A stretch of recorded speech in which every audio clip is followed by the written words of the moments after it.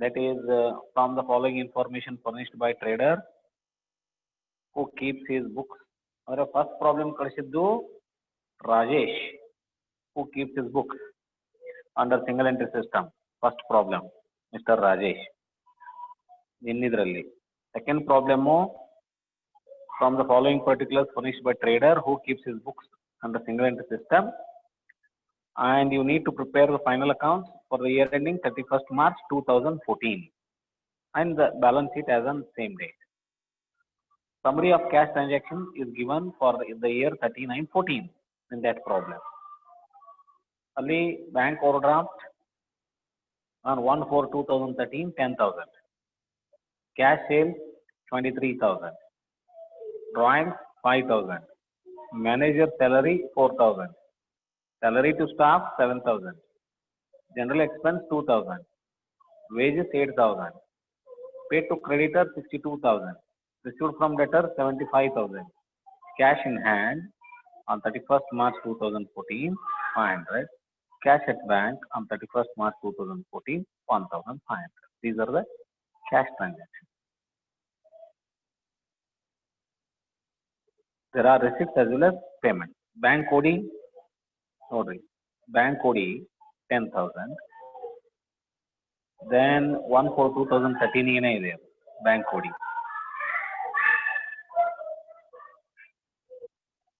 Next, cash received against sale, cash sale is cash receipt. Drawing is a cash payment. Manager salary is a cash payment. Salary to staff is a cash payment.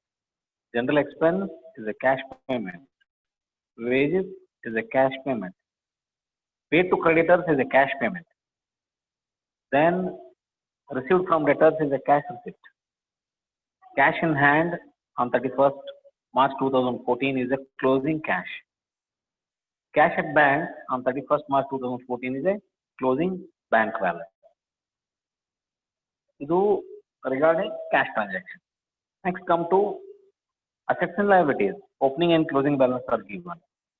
Plant opening closing 40/40. Furniture opening closing 4/4. Stock opening closing 22,000 27,000. Debtors opening closing 9,000 12,000. Creditors 15,000 13,000. It means that nothing is given in respect of capital. You need to prepare statement of affairs in order to know the opening capital. Now, other information. Depreciate plant and machinery at 10%. That you have to calculate the depreciation and you have to debit it to P&L account. And same is to be deducted from the respective asset in the balance sheet. Provide for doubtful debts on 5% debtors. This is to be debited to P&L account, not to debtors account. If at all there is a bad debt, that is to be debited to, that is to be credited to the debtors account. But provision for doubtful debt, straight away it is to be debited to P&L account and it is to be deducted from debtors in the balance sheet. Next birth note, the third one. The manager is entitled to commission of 10% on the net profit. ಇಲ್ಲಿ manager salary ಅಂತ 4,000 ತೋರಿಸಿದ್ದೇವೆ. ಅದ್ರ ಜೊತೆಗೆ ಮ್ಯಾನೇಜರ್ದು ಕಮಿಷನ್ಗೆ entitle ಅದ ನಾವು. In addition to the salary of 4,000, he is entitled for 10% commission on the net profit of the net profit. ಮೇಲೆ ಅವನಿಗೆ 10% ಇದೆ. ಎಂತ ನೆಟ್ ಪ್ರಾಫಿಟ್ ಅದು? Net profit after charging that commission. ಆ ಕಮಿಷನ್ ಚಾರ್ಜ್ ಆದ್ಮೇಲೆ ಏನ್ ನೆಟ್ ಪ್ರಾಫಿಟ್ ಬರ್ತಲ್ಲ ಅದರ ಮೇಲೆ 10%. ಅದು ಸ್ವಲ್ಪ ಟೆಕ್ನಿಕಲ್ ಇದೆ, ಅದನ್ನ ಯಾವ ರೀತಿ ಕ್ಯಾಲ್ಕುಲೇಟ್ ಮಾಡುವಂತ ಹೇಳ್ತೇನೆ, ನಿಮ್ಗೆ ಏನು ತೊಂದರೆ ಇಲ್ಲ. ಓಕೆ, ನಾವು ಈಗ ನೀವು ಏನ್ ಮಾಡ್ಬೇಕಾಗಿದೆ ಅಂದ್ರೆ, you need to prepare statement of affair, debtors account, creditors account. Debtors account ಯಾಕೆ ಹಾಕ್ಬೇಕು ನೋಡ್ರಿ, ಓಪನಿಂಗ್ ಲೆಟರ್ ಕೊಟ್ಟಾರ, ಕ್ಲೋಸಿಂಗ್ ಲೆಟರ್ ಕೊಟ್ಟಾರ, ಕ್ಯಾಶ್ ರಿಸೀವ್ ಫ್ರಮ್ ಲೆಟರ್ ಕೊಟ್ಟಾರ. ಎದಕ್ಕೆ ಕಂಡು ಹಿಡಿಬೇಕು ನಾವೀಗ? For what purpose? It is for credit sale. Credit sales is not given. ಕ್ರೆಡಿಟರ್ನ ಯಾಕೆ ಹಾಕಬೇಕು? ಓಪನಿಂಗ್ ಕ್ಲೋಸಿಂಗ್ ಕ್ರೆಡಿಟರ್ ಗೊತ್ತಿದ್ದಾರೆ, ಕ್ಯಾಶ್ ಪೇ ಟು ಕ್ರೆಡಿಟರ್ ಗೊತ್ತಿದೆ. To find out the credit purchases, ಅದಕ್ಕೆ ನಾವು ಕ್ರೆಡಿಟರ್ಸ್ ಅಕೌಂಟ್ ಹಾಕಬೇಕು. BRBP ಅಕೌಂಟ್ ಹಾಕೋ ಅವಶ್ಯಕತೆ ಇಲ್ಲ, ಯಾಕಂದ್ರೆ ಅದ್ರ ಬಗ್ಗೆ ಯಾವುದೇ ರೀತಿಯಾದಂತ ಮಾಹಿತಿ ಕೊಟ್ಟಿಲ್ಲ. Now you have to decide which account that you have to prepare. Which account? Statement of affairs. For what purpose? To find out the opening capital. Debtor. For what purpose? To find out credit sale. Creditor. For what purpose? To find out the credit. ಈ ಮೂರು account ಹಾಕಿದ ಮೇಲೆ usually trading account, then P&L account, ಅದ್ರ ಜೊತೆಗೇನೆ then balance sheet. Trading, P&L account, ಇಷ್ಟನ್ನ ನೀವೇನ್ ಮಾಡಬೇಕು ನಾವು ಶಾಲ್ ವಿ ಗೋ. ಇದು ಎರಡನೇ ಪ್ರಾಬ್ಲಮ್. ನಾನು ನಿಮಗೆ ಬಿಡಿಸ್ತೇನೆ ಅಂತ ಹೇಳಿದ್ದು. ಫಸ್ಟ್ ಪ್ರಾಬ್ಲಮ್ ನೀವು ಬಿಡಿಸ್ಬೇಕು. ಆ ಫಸ್ಟ್ ಪ್ರಾಬ್ಲಮ್ದ ಆನ್ಸರ್ ಅನ್ನ ಬೇಕಾದ್ರೆ ನಾನು ಕೊಡ್ಬೋದು. ಈಗ ಆನ್ಸರ್ ಕೊಡ್ಲಿ.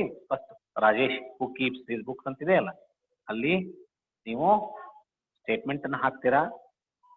ಕ್ಯಾಪಿಟಲ್ ಬಂದಿದೆ 25,000. ಒಂದೇ ಪ್ರಾಬ್ಲಮ್, ನಿನ್ನೆ ಕಳಿಸಿದ ಒಂದೇ ಪ್ರಾಬ್ಲಮ್. ಕ್ಯಾಪಿಟಲ್ ಬಂದಿದೆ 25,000 ಓಪನಿಂಗ್ ಕ್ಯಾಪಿಟಲ್. ನಂತರ ಡೆಟರ್ಸ್ ಅಕೌಂಟ್ ಹಾಕಿದ್ದೀರಾ. ಬ್ಯಾಲೆನ್ಸಿಂಗ್ ಫಿಗರ್ ಕ್ರೆಡಿಟ್ ಸೇಲ್ಸ್ ಇದೆ 40,500 ಕ್ರೆಡಿಟ್ ಸೇಲ್, ಹೌದಾ? ನೆಕ್ಸ್ಟ್ ಕ್ರೆಡಿಟ್ ಪರ್ಚೇಸ್, ಕ್ರೆಡಿಟರ್ ಅಕೌಂಟಿಗೆ ಎಷ್ಟಿದೆ? 35,000. ಸರಿ ಇದೆಯಾ? ನೋಡಿ, ಬಿಡಿಸಿದವರು ಅದನ್ನ ಕಂಪೇರ್ ಮಾಡ್ಕೊರಿ. Capital 25,000, credit sale 40,500, then credit purchase 35,000. ಇದು ಮೂರು ಡೆಟರ್ ಕ್ರೆಡಿಟರ್ ಸ್ಟೇಟ್ಮೆಂಟ್. ಮುಂದೆ ಟ್ರೇಡಿಂಗ್ ಅಕೌಂಟ್ ಹಾಕಿದಾಗ ನಿಮಗೆ ಬರೋದು ಗ್ರಾಸ್ ಪ್ರಾಫಿಟ್ ಎಷ್ಟು ಬರುತ್ತೆ ನೋಡಿ? 9,500. Trading account gross profit 9,500. ಆನಂತರ ನೆಟ್ ಪ್ರಾಫಿಟ್ ನಿಮಗೆ ಬರೋದು, ನೆಟ್ ಪ್ರಾಫಿಟ್ ಎಷ್ಟು ಬರುತ್ತೆ ನೋಡಿ? 1,550. ನೋ ಬರೋದಿಲ್ಲ, ಅದು ಗ್ರಾಸ್ ಪ್ರಾಫಿಟ್ ಅಂದ್ರೆ ನೆಟ್ ಲಾಸ್ ಬರುತ್ತೆ. ನೆಟ್ ಲಾಸ್ ಇದೆ ಅದು. ಈ ಪ್ರಾಬ್ಲಮ್ ನಲ್ಲಿ ನಿಮಗೆ ನೆಟ್ ಲಾಸ್ ಇದೆ. ಎಷ್ಟು ಬರುತ್ತೆ ನೋಡಿ? 2,450. ಇದನ್ನ ಬ್ಯಾಲೆನ್ಸ್ ಶೀಟ್ ನಲ್ಲಿ ಕ್ಯಾಪಿಟಲ್ ನಲ್ಲಿ ಲೆಸ್ ಮಾಡಬೇಕು. ಪ್ರಾಫಿಟ್ ಅನ್ನ ಆಡ್ ಮಾಡಿರ್ತಾರೆ, ಬ್ಯಾಲೆನ್ಸ್ ಶೀಟ್ ನಲ್ಲಿ ಇದನ್ನ ಲೆಸ್ ಮಾಡಬೇಕು. ಇದರದ ಟೋಟಲ್ ಎಷ್ಟಿದೆ ಹೇಳ್ತೇನೆ ನೋಡಿ. ಯಾವುದು? P&L ಅಕೌಂಟ್ ಟೋಟಲ್ ಎಷ್ಟು ಬರುತ್ತೆ ನೋಡ್ರಿ? 12,950. ಬೋತ್ ಸೈಡ್ ನೆಟ್ ಲಾಸ್ ಇದೆಯಾ? ಯಾರಿಗಿದು ಬಂದಿಲ್ಲ, ಮತ್ತೆ ಬೇಸ್ಡ್ ಆನ್ ದಿಸ್ ಇನ್ಫಾರ್ಮೇಶನ್ ನೀವು ಮತ್ತೆ ಮನೆಯಲ್ಲಿ ಟ್ರೈ ಮಾಡಿ problem. You have to solve it. Problem tally ಆಗ್ಬೇಕು ಅದು ಆನ್ಸರಿಗೆ. ನಂತರ ಬಂದ್ಬಿಟ್ಟು ಬ್ಯಾಲೆನ್ಸ್ ಶೀಟ್ ನೋಡಿ. ಬ್ಯಾಲೆನ್ಸ್ ಶೀಟ್ ಟೋಟಲ್ ಹೇಳ್ತೇನೆ ನಿಮಗೆ 33,550. 33,500. ಬಹಳ ಜನ ಮಾಡಿದ್ರಿ, very good. Okay, chat box ನಲ್ಲಿ ಬರ್ತಾ ಇದಾವೆ. ಓಕೆ, ಇಷ್ಟು ನಿಮಗೆ ಪರ್ಫೆಕ್ಷನ್ ಬಂತು ಅಂದ್ರೆ ಸಿಂಗಲ್ ಎಂಟ್ರಿ ಏನೂ ಸಮಸ್ಯೆ ಇಲ್ಲ, ಆರಾಮ್ಸೆ ನೀವು ಬಿಡಿಸ್ಬೋದು. ಇನ್ನೊಂದು ಪ್ರಾಬ್ಲಮ್, ನಾ ಬಿಡಿಸೋ ಪ್ರಾಬ್ಲಮ್ ಬಿಟ್ಬಿಡಿ. ಈಗ ಇನ್ನೊಂದು ಪ್ರಾಬ್ಲಮ್ ಇದೆ ನೋಡಿ. ಯಾವ್ದದು? From the following information of mister Mohan ಅಂತಿದೆ ನೋಡಿ, ಹೌದಾ? ಇಲ್ಲಿ ಸ್ಟೇಟ್ಮೆಂಟ್ ಆಫ್ ಅಫೇರ್ಸ್ ಕೊಟ್ಟಿದ್ದಾರೆ, ಕ್ಯಾಪಿಟಲ್ ಬಂದಿದೆ, ಸಮ್ಮಿ ಆಫ್ ಕ್ಯಾಶ್ ಟ್ರಾನ್ಸಾಕ್ಷನ್ ಇದೆ, ಅದರ್ ಇನ್ಫಾರ್ಮೇಶನ್ ಅಲ್ಲಿ ಕ್ರೆಡಿಟ್ ಸೇಲ್ಸ್ ಕೊಟ್ಟಿದ್ದಾರೆ, ಕ್ರೆಡಿಟ್ ಪರ್ಚೇಸ್ ಕೊಟ್ಟಿದ್ದಾರೆ, ಡಿಸ್ಕೌಂಟ್ ಅಲೌಡ್ ಕೊಟ್ಟಿದ್ದಾರೆ, ಹೌದಾ? ಇಲ್ಲಿ ಏನಾಗಿದೆ ಅಂದ್ರೆ ಕ್ಲೋಸಿಂಗ್ ಡೆಟರ್ಸ್ ಅನ್ನ ನಿಮಗೆ ಕೊಟ್ಟಿಲ್ಲ, ಕ್ಲೋಸಿಂಗ್ ಕ್ರೆಡಿಟರ್ಸ್ ಅನ್ನ ಕೊಟ್ಟಿಲ್ಲ. ಬರೀ ಓಪನಿಂಗ್ ಅಷ್ಟು ಕೊಟ್ಟು ಸ್ಟೇಟ್ಮೆಂಟ್ ಹಾಕಿದ್ದಾರೆ ಅವರು. ಕ್ಲೋಸಿಂಗ್ ಡೆಟರ್ ಕೊಟ್ಟಿಲ್ಲ, ಕ್ಲೋಸಿಂಗ್ ಕ್ರೆಡಿಟರ್ ಕೊಟ್ಟಿಲ್ಲ, ಕ್ಲೋಸಿಂಗ್ BR ಕೊಟ್ಟಿಲ್ಲ, ಕ್ಲೋಸಿಂಗ್ PP ಕೊಟ್ಟಿಲ್ಲ. M I right? ಹೌದಾ? ಯಾವುದು ಕ್ಲೋಸಿಂಗ್ ಬ್ಯಾಲೆನ್ಸ್ ಕೊಟ್ಟಿಲ್ಲ ನೋಡಿ. Deter, creditor, BR, BP 4 account ಹಾಕ್ಬೇಕು ನೀವು ಇಲ್ಲಿ, ಹೌದಾ? ಹಾಕಿ ಕ್ರೆಡಿಟ್ ಸೇಲ್ ಕೊಟ್ಟಿದ್ದಾರೆ, BR ರಿಸೀವ್ಡ್ ಕೊಟ್ಟಿದ್ದಾರೆ, BR ಡಿಸಾನರ್ಡ್ ಕೊಟ್ಟಿದ್ದಾರೆ, BP ಇಶ್ಯೂಡ್ ಕೊಟ್ಟಿದ್ದಾರೆ, ಕ್ಯಾಶ್ ರಿಸೀವ್ಡ್ ಅಗೇನ್ಸ್ಟ್ ಬಿಲ್ಸ್ ಕೊಟ್ಟಿದ್ದಾರೆ, ಹೌದಾ? ಎಲ್ಲವೂ ಇದೆ. Closing BR, closing BP, closing deter, closing creditor ಕೊಟ್ಟಿಲ್ಲ. ಇವು 4 ಅಕೌಂಟ್ ಅನ್ನ ಹಾಕಬೇಕು ನೋಡ್ರಿ. ಡೆಟರ್ಸ್ ಅಕೌಂಟ್ ಹಾಕಿದಾಗ 20,000 ಕ್ಲೋಸಿಂಗ್ ಬ್ಯಾಲೆನ್ಸ್ ಬರುತ್ತೆ. ಆನ್ಸರ್ ನೋಡಿ, debtors account closing balance 20,000. Bills receivable closing balance 6,000. Uma Patil good 6,000. ಆನಂತರ ಕ್ರೆಡಿಟರ್ಸ್ ಅಕೌಂಟ್ ಕ್ಲೋಸ್ ಮಾಡಿದಾಗ ಟು ಬ್ಯಾಲೆನ್ಸ್ ಕ್ಯಾರಿ ಡೌನ್ ಅಂತ ಬರ್ತಲ್ಲ, ಅದು 15,000. ಐಶ್ವರ್ಯ ಇಲಿಗಾರ್ ಗುಡ್. ನೆಕ್ಸ್ಟ್ ಬಿಲ್ಸ್ ಪೇಬಲ್ ಬಂದಾಗ closing bills payable how much? Any answer? Aishwarya 5,000 good. Okay, Sakshi 5,000. ಎಲ್ಲರೂ ಮಾಡಿದ್ದೀರಾ ನೋಡಿ, ಖುಷಿಯಾಗಿದೆ ನನಗೆ. Quite happiest moment that all of you said you are so serious about. ನಾವು ಆಫ್ಲೈನ್ ಕ್ಲಾಸ್ನಲ್ಲಿನೂ ಇವಷ್ಟು ಹೋಮ್ವರ್ಕ್ ಕೊಟ್ಟರೆ ನೀವು ಮಾಡ್ತಿದ್ರಿಲ್ಲ ಗೊತ್ತಿಲ್ಲ, ಬಟ್ ಆನ್ಲೈನ್ ಕ್ಲಾಸ್ನಲ್ಲಿ ಇಷ್ಟು ಮೆಟಿಕ್ಯುಲಸ್ಲಿ ನೀವೆಲ್ಲ ಏನೋ ಹೋಮ್ವರ್ಕ್ ಮಾಡ್ತಾ ಇದ್ದೀರಿ. Is A very good thing that I should appreciate your concern and commitment. ಈಗ 4 ಅಕೌಂಟ್ ಹಾಕಿದ ಆನ್ಸರ್ ಬಂತಲ್ಲ, ಈಗ ನೀವೇನು ಮಾಡಬೇಕು? ಟ್ರೇಡಿಂಗ್ ಅಕೌಂಟ್, P&L ಅಕೌಂಟ್ ಹಾಕ್ತೀರಾ. ಹಾಕಿದಾಗ ಟ್ರೇಡಿಂಗ್ ಅಕೌಂಟ್ನಲ್ಲಿ ಗ್ರಾಸ್ ಪ್ರಾಫಿಟ್ 50,000 ಇದೆ ನೋಡಿ. ಕಾವ್ಯ 50,000 ಹೇಳಿದ್ಲು. ಯಾಸ್. ಆನಂತರ P&L ಅಕೌಂಟ್ ಅದ ನೆಟ್ ಪ್ರಾಫಿಟ್ 30,000 ಇದೆ ನೋಡಿ. P&L ಅಕೌಂಟ್ ನೆಟ್ ಪ್ರಾಫಿಟ್ 30,000 ಮಾಡಿದ್ರಿ ಎಲ್ಲರೂ. ಉಮಾ ಪಾಟೀಲ್ 30,000, ಕಾವ್ಯ 30,000. Okay, very good. ಇನ್ನು ಇವೆರಡು ಸರಿ ಬಂದಾಗ ಬ್ಯಾಲೆನ್ಸ್ ಶೀಟ್ ಸರಿ ಹೋಗೇ ಹೋಗುತ್ತೆ ಅದು, ಹೌದಾ? ಯಶೋಧ ಉಳ್ಳಾಗಡ್ಡಿ ಏನು 52,000 ಏನದು? What is this Uma Patil? What is this 52,000 total? Okay, ಇದು P&L account total. P&L account total 52,000. Trading account total 1,70,000. Correct ಇದೆಯಾ? ಇನ್ನು ಬ್ಯಾಲೆನ್ಸ್ ಶೀಟ್ ಟೋಟಲಿಗೆ ಬಂದಾಗ 1 lakh. ಅಭಿಷೇಕ್ ಮಾರಿಹಾಳ್, ಶಿರೂರ್, ಮುಜ್ಮಿಲ್ ಶಿರೂರ್ ಎಲ್ಲ ಕರೆಕ್ಟ್ ಮಾಡಿದ್ರು ನೋಡಿ. ಹೊಸ ಎಲ್ಲರೂ ಈ ಪ್ರಾಬ್ಲಮ್ ಮಾಡಿಬಿಟ್ಟಿದ್ರು, ಹೌದಲ್ಲ ಇರ್ಫಾನ್? ರೈಟ್. ಈ ಪ್ರಾಬ್ಲಮ್ ಮಾಡ್ದಂಗೆ ಆಗಿದೆ ಎಲ್ಲರೂ ನೀವು. ಈಗ ನಾನು ಹೇಳಿದ ಪ್ರಕಾರ ನಾನು ಬಿಡಿಸೋ ಪ್ರಾಬ್ಲಮ್ ಅನ್ನ ಈಗ ಪ್ರಾರಂಭ ಮಾಡೋಣ.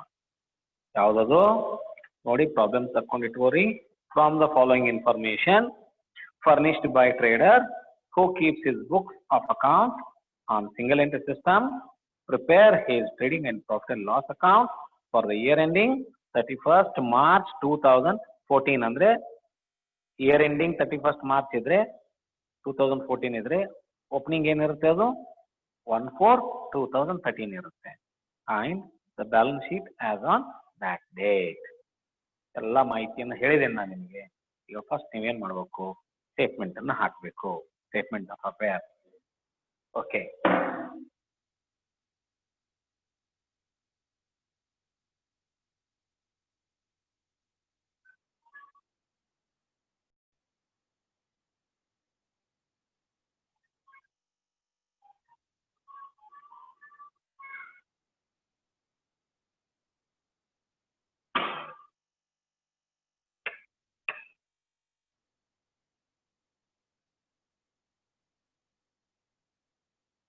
ಕಾಣಿಸ್ತಾ ಇದೆಯಾ? ಬೋರ್ಡ್ ಕಾಣಿಸ್ತಾ ಇದೆಯಾ? Okay, statement of affair.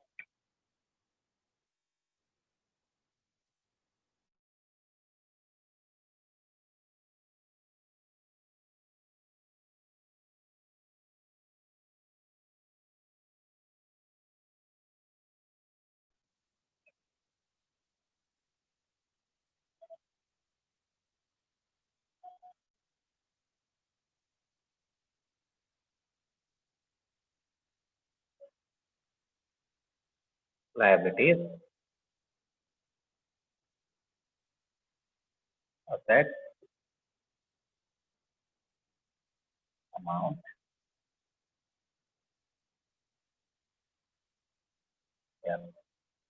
capital, balancing figure. ನೋಡೋಣ.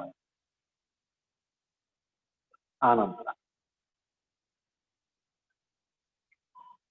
Bank over draft, BOD, bank over draft It is given. Kottav nodri. Bank OD on 1/4/2013, 10,000. Bank OD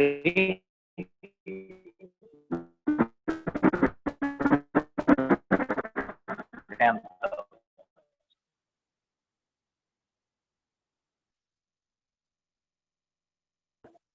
Bank OD 10,000.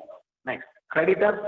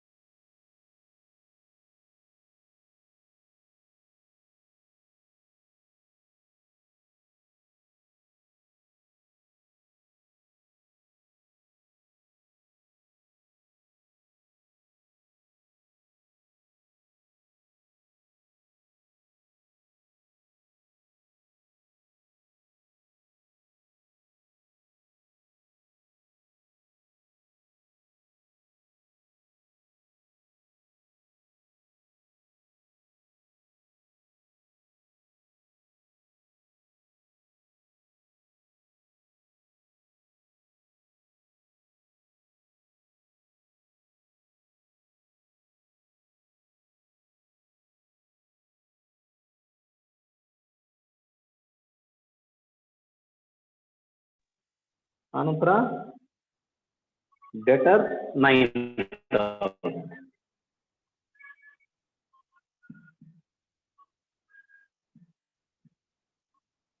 Debtors 9,000. ಜಾಸ್ತಿ ಇದೆಯಾ ನೋಡ್ರಿ. Liability side, on liability side capital balancing figure ಬರುತ್ತೆ ನೋಡೋಣ.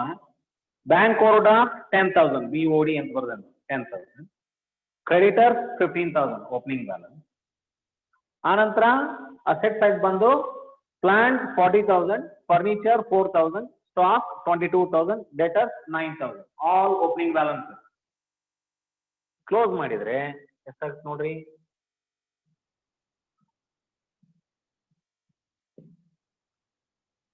44, 46, 56, 65,000 total. 65,000 total. 10 plus 15, 25 ತೆಗೆದ್ರೆ capital ಎಷ್ಟಾಗುತ್ತೆ ನೋಡ್ರಿ. 65, 75.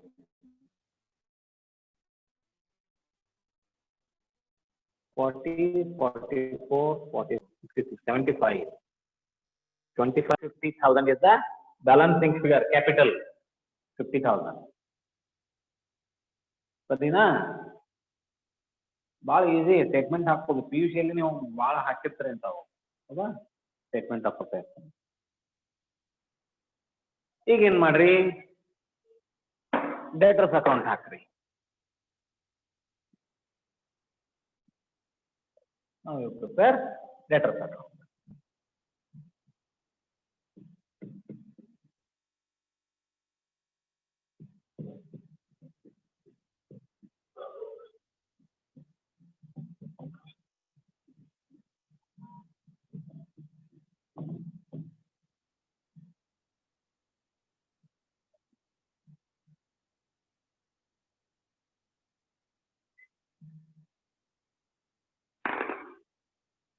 Debtors account.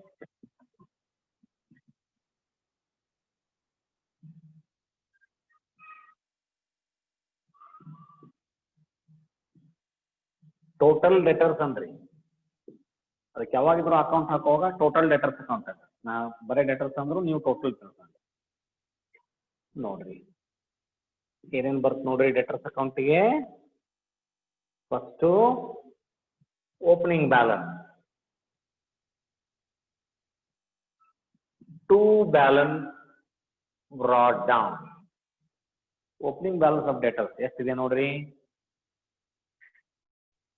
9,000. Okay, Uma Patil 9,000. Next credit sale. Debit side credit sale credit sale ಕೊಟ್ಟಿದ್ದಾರೆ, ಎಷ್ಟು ಕೊಟ್ಟಿದ್ದಾರೆ ನೋಡ್ರಿ.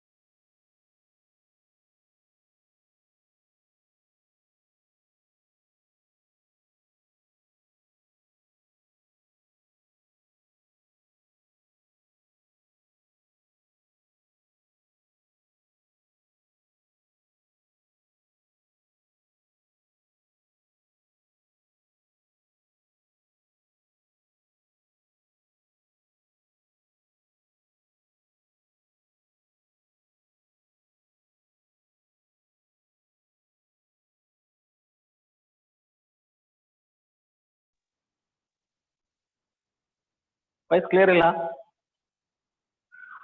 ಕೇಳಿಸ್ತಾ ಇದೆಯಾ? ವಿಡಿಯೋ ಕ್ಲಿಯರ್ ಇಲ್ಲ? ಓಕೆ ಓಕೆ, ನೆಟ್ವರ್ಕ್ ಪ್ರಾಬ್ಲಮ್ ಮಾತಾಡ್ಕೊತಂಗೆ. ಕ್ರೆಡಿಟ್ ಸೇಲ್ ಕೊಟ್ಟಿಲ್ಲ, ಬ್ಯಾಲೆನ್ಸಿಂಗ್ ಫಿಗರ್ ತೆಗಿಬೇಕು. ಬೈ ಕ್ಯಾಶ್, ಕ್ಯಾಶ್ ರಿಸೀವ್ಡ್ ಕೊಟ್ಟಾರ ನೋಡ್ರಿ, ಅಲ್ಲಿ cash received, received from debtors ಅಂತ ಐತೆ ನೋಡ್ರಿ. ರಿಸೀವ್ಡ್ ಫ್ರಾಮ್ ಡೆಟರ್ ಎಷ್ಟಿದೆ? 75,000. ಹೌದಲ್ಲ? Received from deter 75,000. Received from deter 75,000. ಆನಂತರ ಬ್ಯಾಲೆನ್ಸ್ ಕ್ಯಾರಿ ಡೌನ್ ಡೆಟರ್ 12,000. ಈಗ ಹಚ್ಚಿದನ 77, 87. 87. Here 87.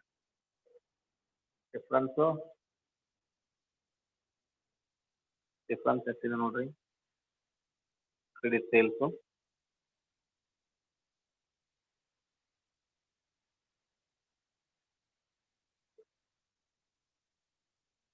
ಎಷ್ಟಾಗುತ್ತೆ difference? 75.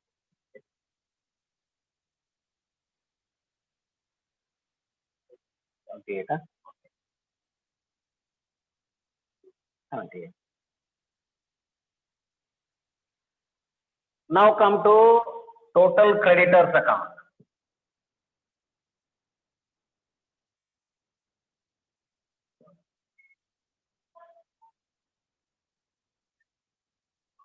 Why balance brought down? Opening 15,000. Balance brought down 15,000. 15,000.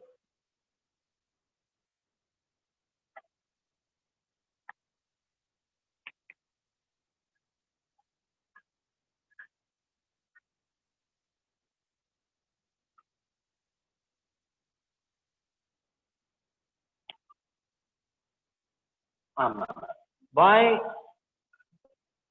credit purchases, balancing figure ಬರ್ತಿದ್ದು, balancing figure ಇಲ್ಲಿ to cash paid to creditors ಇದೆ ನೋಡ್ರಿ. ಎಷ್ಟೈತೆ ನೋಡ್ರಿ paid to creditors cash transaction ನಾಗ 62,000. 62,000. To balance carried down closing creditor. Closing creditor 13,000.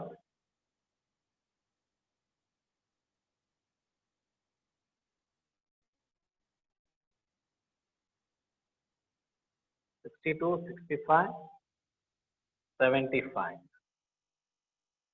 Here 75. 15 ತೆಗೆದ್ರೆ 60,000. Credit purchase 60,000. Credit purchase 60,000.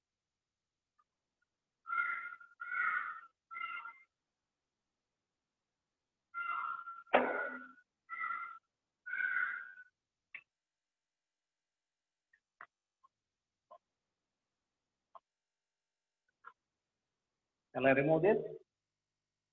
Creditor account ತೆಗಿಲಿ. Trading P&L account ಹಾಕ್ಬೇಕೀಗ. Okay.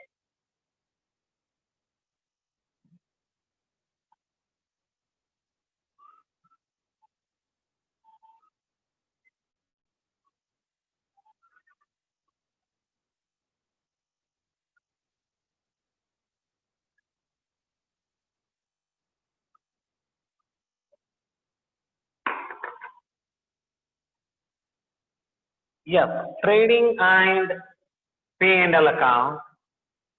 Heading note, trading and P&L account for the year ending 31st March 2014.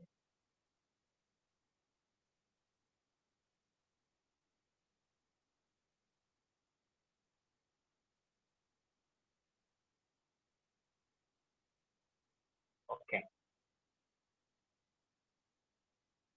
Trading and P&L account for the year ending 31st March 2014.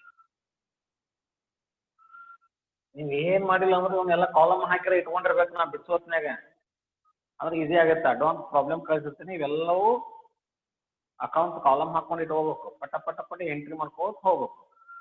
ನಿಮಗೆಲ್ಲ ಗೊತ್ತಿರುತ್ತೆ, ಎಲ್ಲೋ ಒಂದ್ ಕಡೆ ಎರಡ್ ಕಡೆ stuck ಆಗಿರ್ತೀರಿ, ನೀವು ಎಲ್ಲ ಬಿಡ್ತಿರ್ತೀರಿ. ಅದನ್ನೇನ್ ಮಾಡ್ಬೇಕು, ಪಟ ಪಟ ಪಟ ನಾನು ಹೇಳೋತ್ಲೆ ಬರ್ಕೊಂತ ಹೋಗ್ಬೇಕು. ಈಸಿ ಆಗುತ್ತೆ. ಓಕೆ.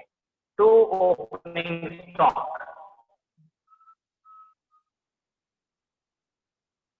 ಕೊಟ್ಟಾರ ನೋಡ್ರಿ. ಸ್ಟಾಕ್ ಅಂತ ಕೊಟ್ಟಾರ ನೋಡ್ರಿ 22,000.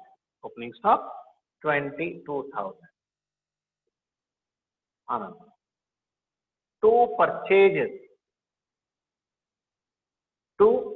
ಪರ್ಚೇಜಸ್ ಏನಿದ್ರು ಕ್ಯಾಶ್ ಪರ್ಚೇಸ್ ಇಲ್ಲ, ಕ್ರೆಡಿಟ್ ಅದ. ಕ್ರೆಡಿಟ್ ಪರ್ಚೇಸ್ ನಾವು ಆಲ್ರೆಡಿ ಕ್ಯಾಲ್ಕುಲೇಟ್ ಮಾಡಿದ್ದೇವೆ ನೋಡ್ರಿ. Credit purchase 60,000. ಓಕೆ. ನಾವು ಅಲ್ಲಿ ಪೇಮೆಂಟ್ ಸೈಡ್ ವೇಜಸ್ ಅಂತ ಐತಿ ನೋಡ್ರಿ. ವೇಜಸ್ ಅದನ್ನು ನೋಡ್ಬೇಕು. ವೇಜಸ್ ಪೇಡ್ ಎಷ್ಟದ ನೋಡ್ರಿ. I hope it is 8,000. Wages 8,000. Buy sales ಇಲ್ಲಿ ಎರಡು ಸೇಲ್ಸ್ ಅದಾವ. ಒಂದು ಕ್ಯಾಶ್ ಸೇಲ್ಸ್ ಐತಿ ನೋಡ್ರಿ ಇಲ್ಲಿ 23,000. ಇನ್ನೊಂದು ಕ್ರೆಡಿಟ್ ಸೇಲ್ಸ್ ಅದ. ಎರಡು ಸೇರಿಸ್ಬೇಕು. ಸೇಲ್ಸ್ ಅಂದು cash 23,000 inner column. Credit that we have calculated. Credit to ಕಂಡಿಡ್ದೇವ ನೋಡ್ರಿ. ಎಷ್ಟೈತಿ ಕ್ರೆಡಿಟ್ ಸೇಲ್ಸ್? ಎಷ್ಟೈತಿ credit sales?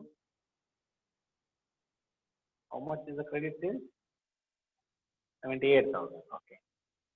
78,000. Stop ordering.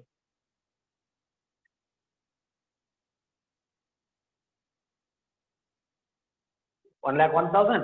Returns idre less returns anbeku. Next. Buy closing stock. It is given. Buy closing stock 27,000.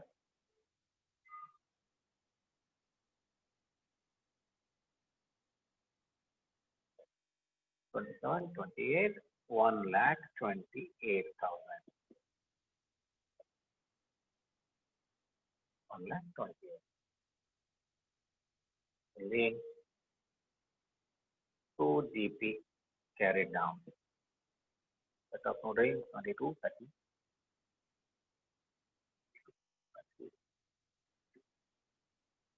38,000. Okay. 38.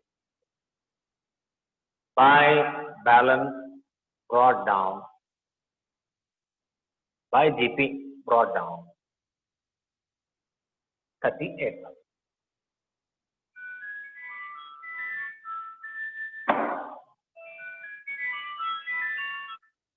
Hello. No. I get it. Okay.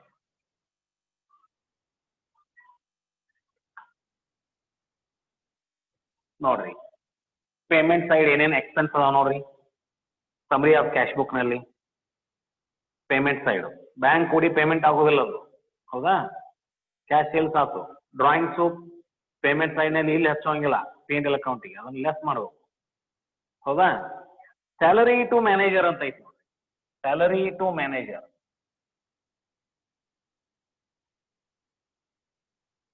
ಎಷ್ಟು ಕೊಟ್ರ ನೋಡ್ರಿ?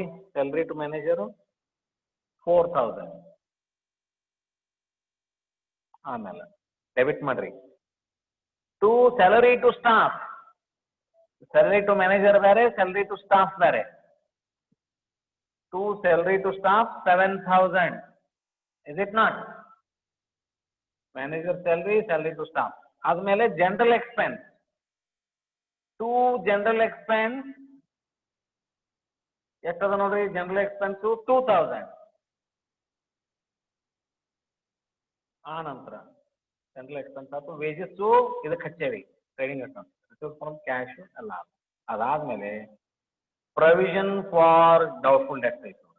Provision for doubtful debt to PDD at the rate of 5%. 5% on debtors.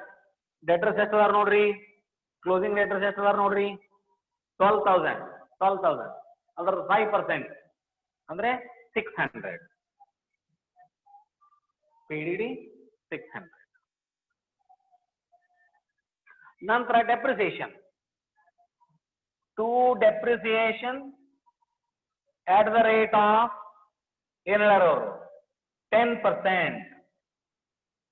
ಎದ್ರ ಮೇಲೆ? ಮೊದಲೇದ್ದು plant closing ಎಷ್ಟೈತಿ ನೋಡ್ರಿ? 40,000. ಅದ್ರ ಮೇಲೆ 10% ಅಂದ್ರೆ ಇನ್ನರ್ ಕಾಲಮ್ 4,000. ಫರ್ನಿಚರ್ ನೋಡ್ರಿ,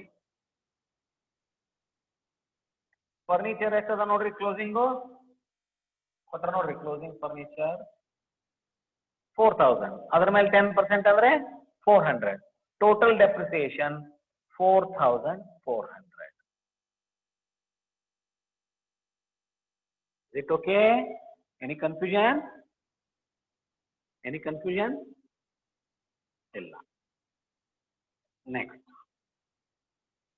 ಈಗ ಬಂದ್ರಿ, ಇದು ನೆಟ್ ಪ್ರಾಫಿಟ್ ಆಗೋದಿಲ್ಲ. ಯಾಕ? ಇನ್ನೂ ಒಂದು ಹೇಳ್ಯಾರ ನೋಡ್ರಿ ಅವ್ರು.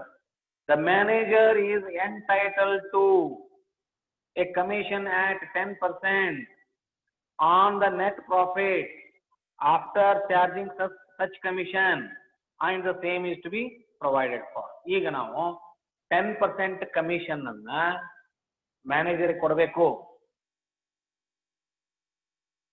ಮ್ಯಾನೇಜರ್ ಸ್ಯಾಲರಿ ಕೊಟ್ಟೇವಿ, ಅದು ಬೇರೆ.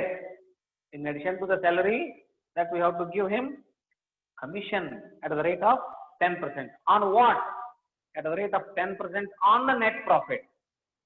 On the net profit. Ya net profit? Net profit after charging such commission. Commission ಕೊಟ್ಟ ಆದ್ಮೇಲೆ net profit ಐತಲ್ಲ, ಅದ್ರ ಮೇಲೆ 10%. ಅಂದ್ರೆ ನಾವೇನು ಕಮಿಷನ್ ಡೆಬಿಟ್ ಮಾಡೇ ಇರಲಿಲ್ಲ. ಕಮಿಷನ್ ಡೆಬಿಟ್ ಮಾಡ್ಲಾರ್ದ ಆ ನೆಟ್ ಪ್ರಾಫಿಟ್ ಬರೋದಿಲ್ಲ. ಆ ನೆಟ್ ಪ್ರಾಫಿಟ್ ಗೊತ್ತಾಗ್ಲಾರ್ದ ಕಮಿಷನ್ ಗೊತ್ತಾಗೋದಿಲ್ಲ. 10% ಆನ್ ನೆಟ್ ಪ್ರಾಫಿಟ್ ಅಂತಾರೆ. ಅದಕ್ಕೆ ನೀವ್ ಏನ್ ಮಾಡ್ಬೇಕು? ಈಗ ವೆರಿ ಸಿಂಪಲ್. ಈಗ ಇಷ್ಟಕ್ಕೆ ಕ್ಲೋಸ್ ಮಾಡಿಬಿಡ್ರಿ. ಇಷ್ಟಕ್ಕ ಕ್ಲೋಸ್ ಮಾಡಿಬಿಡ್ರಿ. ಹಿಂಗಿದ್ದಾಗ ಏನ್ ಮಾಡ್ಬೇಕು ಅನ್ನೋದು ಹೇಳ್ತೇನೆ. ಇಷ್ಟು ಕ್ಲೋಸ್ ಮಾಡಿ 38,000 ಇಯರ್ 38,000 ಏನಂದ್ರಿ? ನೆಟ್ ಪ್ರಾಫಿಟ್ ಅನ್ಬೇಡ್ರಿ, ಟು ಬ್ಯಾಲೆನ್ಸ್ ಕ್ಯಾರಿ ಡೌನ್ ಅಂತ. ಟು ಬ್ಯಾಲೆನ್ಸ್ ಕ್ಯಾರಿ ಡೌನ್ ಅಂತ ಎಷ್ಟಾಗ್ತದೆ ನೋಡ್ರಿ ಡಿಫ್ರೆನ್ಸ್? 4,400, 5,000, 7,000, 7,000, 14,000, 18,000, 18,000. 18,000 ತೆಗೆದ್ರೆ 38 ನಾಗ 18 ತೆಗೆದ್ರೆ ಎಷ್ಟು ಆಯ್ತು ನೋಡ್ರಿ 20,000.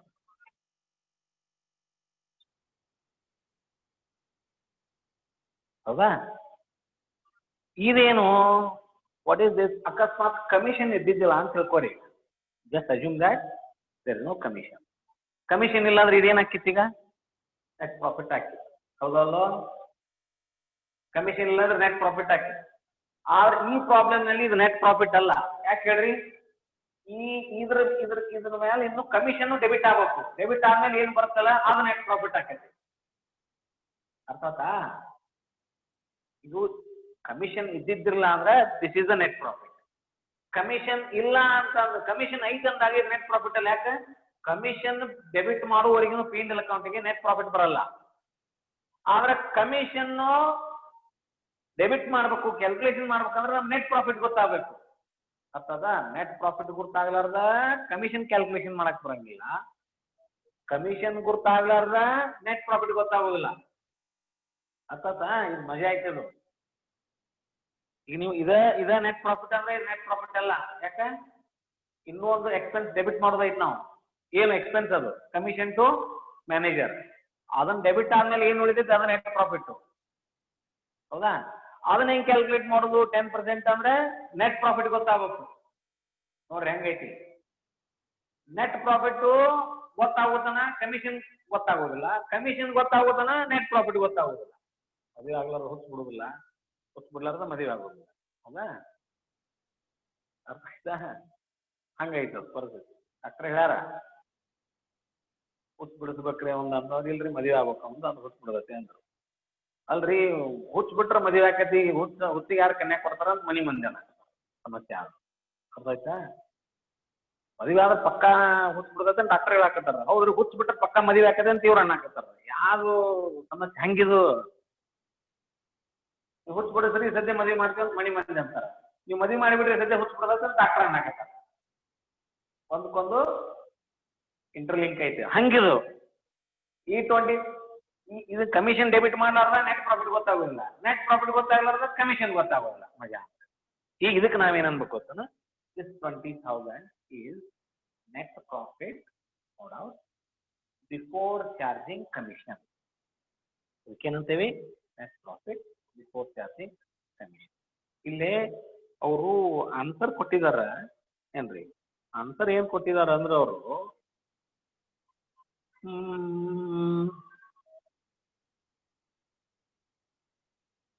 ಈ ಇದೇನಾಯ್ತಲ್ಲ ಜಿ ಪಿ ಅವರು 40,000 ಹೇಳಿದಾರೆ.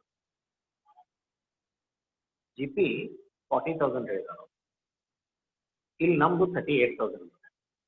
ಯಾಕೆ ಬಂದಿದೆ ಅನ್ನೋದು ನಾನೇನು ಕುತ್ಕೊಂಡು ಮಾಡಿದಾಗ ಈ ಸೇಲ್ಸ್ ಐತಲ್ಲ, ಸೇಲ್ಸ್ ಕ್ಯಾಲ್ಕುಲೇಷನ್ ಮಾಡೋದ್ರಲ್ಲಿ ಅವರು ಒಂದು ಮಾಹಿತಿ ನಮಗೆ ರಿಸೀವ್ಡ್ ಫ್ರಾಮ್ ಡೆಟರ್ಸ್ ಅಂತ ಐತಲ್ಲ 75,000 ಅಂತದು ಪ್ರಿಂಟ್ ಆಗಿದೆ. ರಿಸೀವ್ಡ್ ಫ್ರಾಮ್ ಡೆಟರ್ಸ್ 75,000 ಪ್ರಿಂಟ್ ಆಗಿದೆ. ಅದು ಆಕ್ಚುಲಿ 77,000 ಆದ್ರೆ ಈ ಪ್ರಾಬ್ಲಮ್ ಸರಿ ಹೋಗುತ್ತೆ. 77,000 ರಿಸೀವ್ಡ್ ಫ್ರಾಮ್ ಡೆಟರ್ಸ್ 77,000 ಬೇಕಾದ್ರೆ ಪ್ರಾಬ್ಲಮ್ ನಲ್ಲಿ ಅಂದ್ರೆ 77,000 ಮಾಡ್ಕೊಂತೀವಿ ಅಂದ್ರೆ ಈ ಪ್ರಾಬ್ಲಮ್ ಇಲ್ಲಿ ಸರಿ ಹೋಗುತ್ತೆ. ಅದು ಪ್ರಿಂಟ್ ಸೆಕೆಂಡ್ ಆಗಿದೆ. ರಿಸೀವ್ಡ್ ಫ್ರಾಮ್ ಡೆಟರ್ 77,000 ಅಂದಾಗ ಏನಾಯ್ತು ನೋಡ್ರಿ ಡೆಟರ್ ಅಕೌಂಟ್. ಅವಾಗ ಡೆಟರ್ ಅಕೌಂಟ್ ಏನಾಯ್ತು ನೋಡ್ರಿ ರಿಸೀವ್ಡ್ ಫ್ರಾಮ್ ಡೆಟರ್ಸ್ ಅಂದಾಗ. ರಿಸೀವ್ಡ್ ಫ್ರಾಮ್ ಡೆಟರ್ 77,000 ಅಂದಾಗ ಡೆಟರ್ ಅಕೌಂಟ್ ಏನಾಯ್ತು ನೋಡ್ರಿ, ಕ್ರೆಡಿಟ್ ಸೇಲ್ಸ್ ಇನ್ಸ್ಟೆಡ್ ಆಫ್ 78,000 80,000 ಬಂತು. ಹೌದಿಲ್ಲ? ಕರೆಕ್ಷನ್ ಮಾಡ್ಕೊಂಡ್ಬಿಡ್ರಿ, ಅದನ್ನ 80,000 ಮಾಡ್ಕೊರಿ. ಇಲ್ಲಿ ನೋಡ್ರಿ, ಇಲ್ಲಿ 78,000 ಬದ್ಲಿ ಇಲ್ಲಿ 80,000 ಹಚ್ಚಿದ್ರೆ ಅಂತ ಹೇಳಿರಿ ಕ್ರೆಡಿಟ್ ಸೇಲ್. ಇಲ್ಲಿ ಎಷ್ಟಾಯ್ತು? 1,03,000 ಆಯ್ತು ಟೋಟಲ್ ಸೇಲ್. ಚೇಂಜ್ ಮಾಡ್ಕೊರ 1,03,000. 1,03,000 ಬಂದಾಗ ಇಲ್ಲಿ 1,28,000 ಟೋಟಲ್ ಆಗೋ ಬದ್ಲಿ 1,30,000 1,30,000 ಟೋಟಲ್. ಇಲ್ಲಿ ಟೋಟಲ್ 1,30,000 ಆದಾಗ ನಿಮ್ಮ ಗ್ರಾಸ್ ಪ್ರಾಫಿಟ್ ಎಷ್ಟಾಯ್ತು? ಇಲ್ಲಿ 40,000 ಆಗ. Gross profit 40,000. ಇಲ್ಲಿ ಅಂದ್ರೆ ಕಮಿಷನ್ ಇದರಲ್ಲಿ ಸೇರ್ಕೊಂಡಿದ್ದಕ್ಕೆ ಇದನ್ನ ಚೇಂಜ್ ಮಾಡ್ಬೇಕಾಯ್ತು, ಅದರ್ವೈಸ್ ಇದನ್ನ ಚೇಂಜ್ ಮಾಡ್ತಿರ್ಲಿಲ್ಲ. ಇಲ್ಲೇನಾಯ್ತು 40,000 GP ಬ್ರಾಟ್ ಡೌನ್ ಆಯ್ತು. 40,000 GP ಬ್ರಾಟ್ ಡೌನ್ ಆದಾಗ ನಿಮ್ಮ ನೆಟ್ ಪ್ರಾಫಿಟ್ ಬಿಫೋರ್ ಕಮಿಷನ್ ಎಷ್ಟಾಯ್ತು ನೋಡ್ರಿ 22,000. ಈಗ ಸುತ್ತ net profit before commission is 22. ಈಗ ಏನ್ ಮಾಡ್ರಿ, ಬೈ ಬ್ಯಾಲೆನ್ಸ್ ಬ್ರಾಟ್ ಡೌನ್ 22,000. ಇದಕ್ಕೆ ನಾವು to commission at the rate of 10% ಹಚ್ಚಬೇಕು. To commission at the rate of 10. ಎದ್ರ ಮೇಲೆ 10%? ಯಾವ್ದ್ರ ಮೇಲೆ 10%?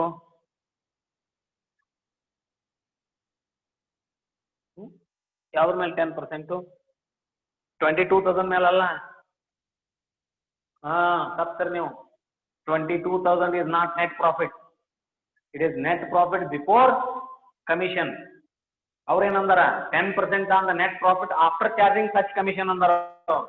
ಕಮಿಷನ್ ಚಾರ್ಜ್ ಮಾಡಿದ ಮೇಲೆ ಏನ್ ನೆಟ್ ಪ್ರಾಫಿಟ್ ಐತಲ್ಲ ಅದ್ರ ಮೇಲೆ 10% ಅಂದಾರ ಅವರು. ಅರ್ಥ ಆಯ್ತಾ? ಅಂದ್ರ ಅರ್ಥ ಏನಾಯ್ತು, ಇನ್ this 22,000 rupees commission is included. This net profit ಇಲ್ಲಿ ನೋಡ್ರಿ, ನಿಮಗೆ ಒಂದು ವರ್ಕಿಂಗ್ ನೋಟ್ ಮಾಡ್ತೇನೆ. ವರ್ಕಿಂಗ್ ನೋಟ್ ಏನಾಗುತ್ತೆ ಅಂದ್ರೆ, calculation of commission at the rate of 10% on net profit. 10% on net profit after charging such commission. ಅಂದ್ರೆ ಏನರ್ಥ?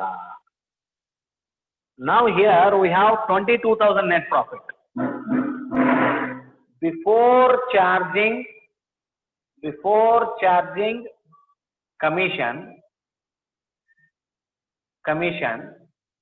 net profit is how much? Rupees 22,000. Before charging commission is how much? 22,000. It means this includes commission. Now, what is the rate of commission? Rate of commission is 10%. Rate of commission is 10%. Rajesh, namaskar. Hondri. ಯಾವಾಗ?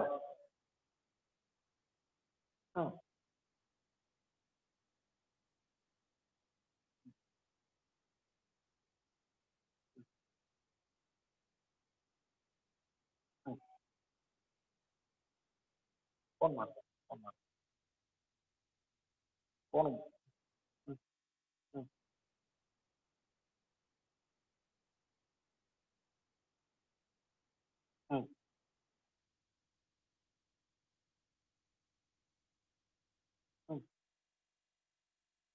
ಇಲ್ಲ, ಎಲ್ಲ ಮುಗ್ದಾವ್. BCom ಅದಲ್ಲ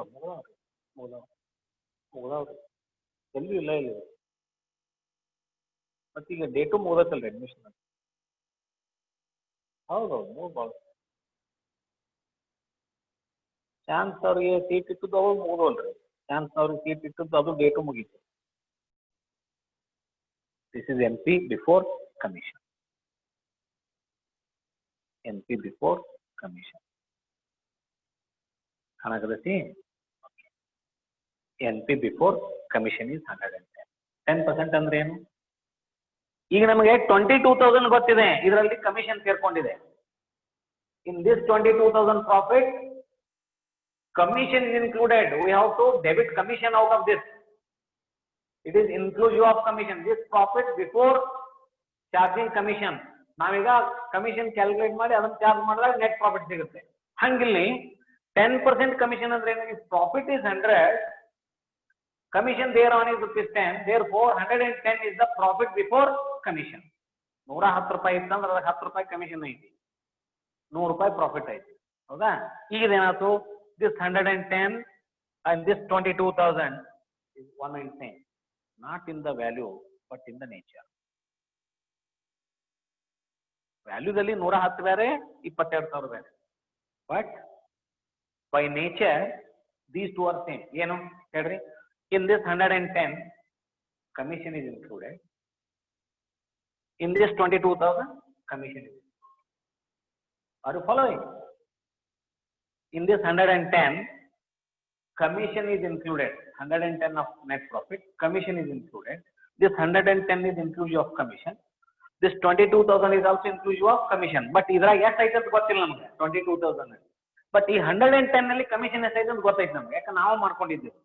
100 ರೂಪಾಯಿ profit ಇದ್ರೆ 10 ರೂಪಾಯಿ commission, ಹಿಂಗಾಗಿ 110 ರೂಪಾಯಿ ಏನಿದು 110 is the profit before commission.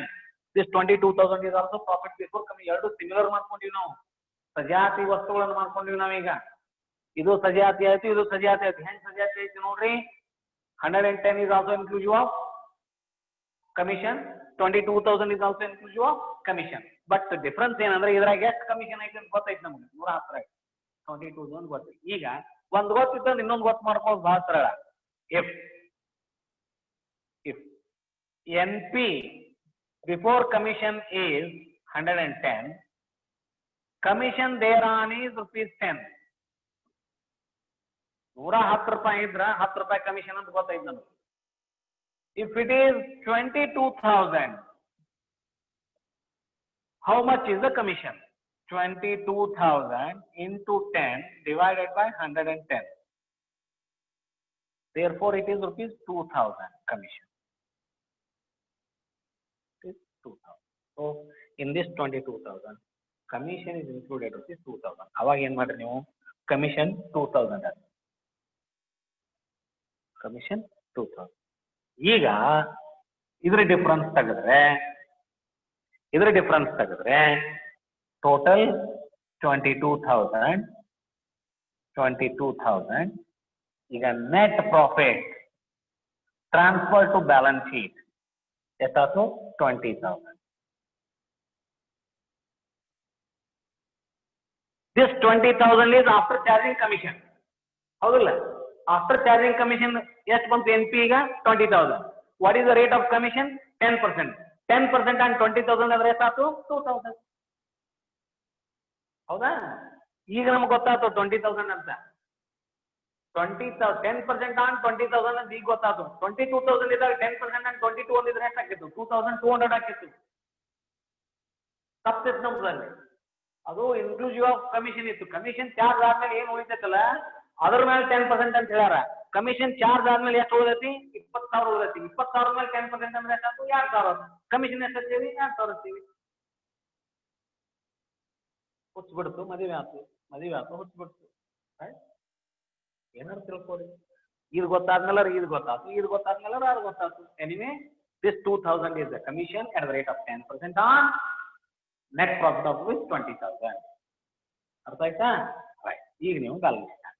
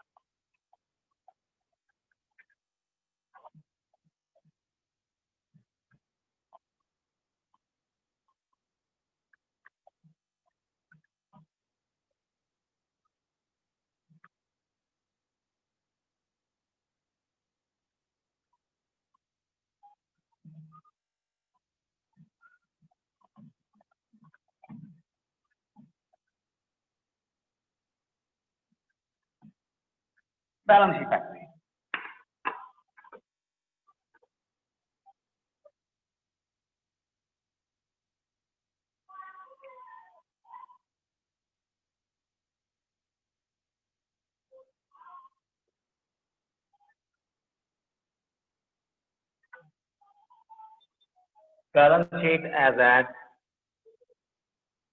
31st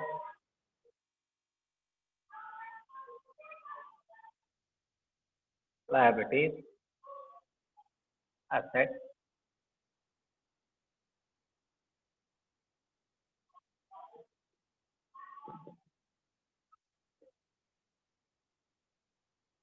liability side ಬರ್ರಿ. ಫಸ್ಟ್ ಹಚ್ಚೋದು ಏನು liability side capital. Liability side ಹಚ್ಚೋದು capital. We have calculated the capital. ಎಷ್ಟಿದೆ 50,000 ಇದೆ. Add NP ಎಷ್ಟು 20,000. 70,000. After adding NP 70,000. Drawings ಇದ್ರೆ drawings less ಮಾಡ್ರಿ. Less drawings. Less drawings. ಎಷ್ಟಿದೆ ನೋಡ್ರಿ. Drawings ಎಷ್ಟು ಮ್ಯಾಲ ಐತೆ ನೋಡ್ರಿ. Drawings 5,000. So 65,000 is the closing capital. That is adjusted capital. ಸರಿನಾ 65,000 closing capital. Next ಬರೋದು creditor. ಹೌದಾ creditor. Closing creditor ಎಷ್ಟು ಕೊಟ್ಟರು ನೋಡ್ರಿ 13,000. Closing creditor 13,000. ಇಲ್ಲಿ ಬರ್ರಿ plant asset side ಬರ್ರಿ. Plant 40,000 inner column less depreciation 4,000. 36,000. Furniture 4,000 less depreciation 400. 3,600. 3,600. Debtor ಎಷ್ಟು ಅದ ನೋಡ್ರಿ ಕ್ಲೋಸಿಂಗ್ debtors 12,000 less PDD 600 ಇರಬೇಕು 5%. ಅಂದ್ರೆ 11,400.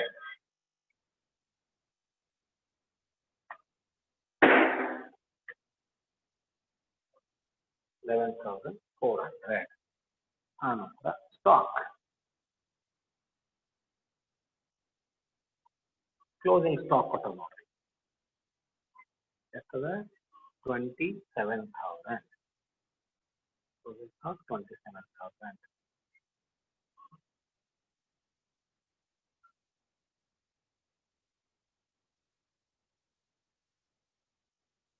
Closing stock 27,000. ಆನಂತರ cash in hand cash at bank ಐತ್ ನೋಡ್ರಿ summary of cash transaction.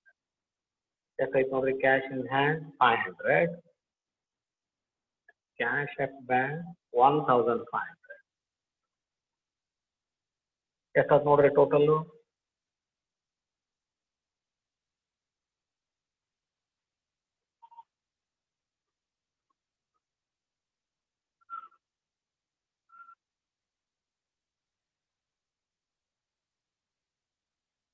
36 7,400.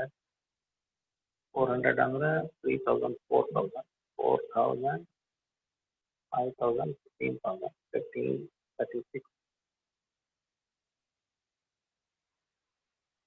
51 52 53 53 60 70 70,000. Total 65 78. 72,000 ಅಲ್ಲ 5 ಐತಲ್ಲ ಮಾಡ್ತಿದ್ವಿ ನೋಡ್ರಿ. ಔಟ್ಸ್ಟ್ಯಾಂಡಿಂಗ್ ಕಮಿಷನ್ ಐತೆ ನೋಡ್ರಿ ಪೇಮೆಂಟ್ ಆಗಿಲ್ಲ. ಸಮ್ಮರಿ ಆಫ್ ಕ್ಯಾಶ್ ಟ್ರಾನ್ಸಾಕ್ಷನ್ ಅಲ್ಲಿ ಕಮಿಷನ್ ಕೊಟ್ಟಿಲ್ಲ ನೋಡಿ. ಬ್ಯಾಂಕ್ ಓಡಿ ಒಂದು ಹತ್ಬೇಕಾ? ಬ್ಯಾಂಕ್ ಓಡಿ 10,000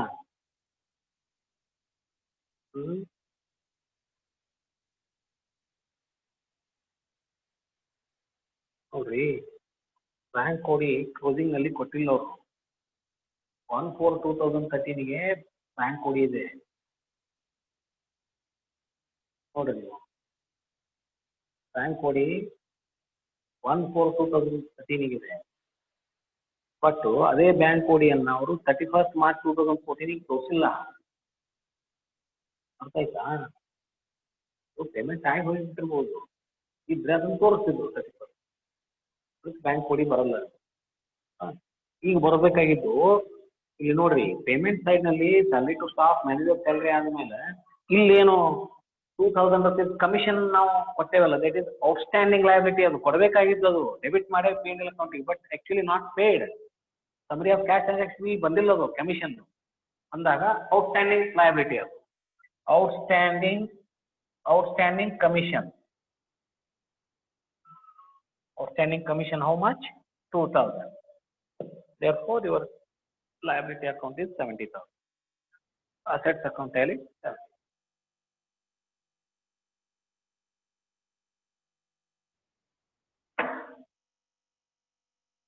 ಬಿಡಿಸ್ಬೇಕು ನೋಡ್ರಪ್ಪ,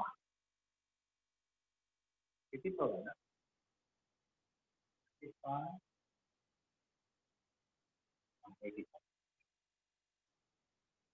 ಇಲ್ಲಿ ಎಷ್ಟೈತಿ? ಇದು 80 ಐತಿ.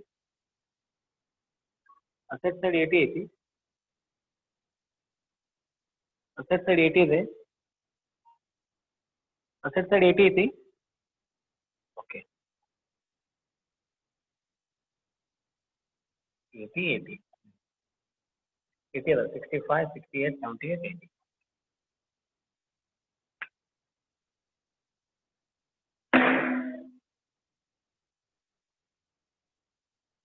ಓಕೆ,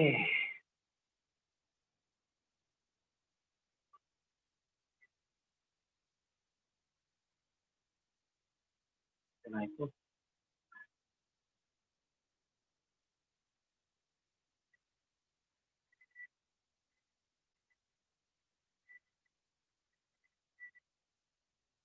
ನಾಳೆ ಸೂಟಿ ಇದೆಯಾ?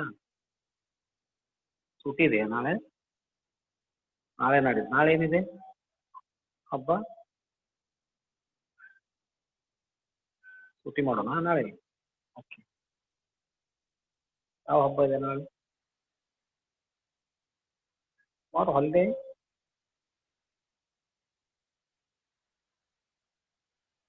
ಇವತ್ತು ಸಾಯಂಕಾಲ ಕೊಡೋಣ, ಸಾಯಂಕಾಲ ನಾಳೆ ಬಿಟ್ಟು ನಾಡಿದ್ದು ಕೊಡೋಣ. ಹಂಗಾರೆ ನಾಳೆ ಹಬ್ಬ ಇದ್ರೆ ಬೇಡ. ಯಾವ ಹಬ್ಬ ಇದೆ ನೋಡೋಣ, ನಾಳೆ ನೋಡ್ತೇನೆ ನಾವು. ನಾಳೆಗೆ ಬೇಡ ಅಂದ್ರೆ ಬೇಡ, ನಿಮಗೊಂದಿಷ್ಟು ಪ್ರಾಬ್ಲಮ್ ಕಳಿಸ್ತೇನೆ, ಮಾಡಿರಿ. ಏನು? ಓ, ಈದ್ ಮಿಲಾದ್ ನಾಳೆ. Okay, right. Tomorrow holiday, right. Happy Eid Milad. ಮಾಡಿರಿ, ಹಬ್ಬ ಮಾಡಿರಿ ನಾಳೆಗೆ. ಮಾಡಿ ನಾಡಿದ್ದು ಚಾಲು ಇದೆಯಾ? ಸಾಟರ್ಡೇನೂ ಹಾಲಿಡೇ ಇದೆ. ಏನಿದೆ?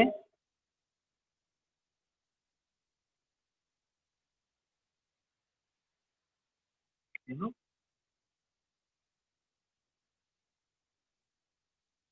ಸ್ಯಾಟರ್ಡೇ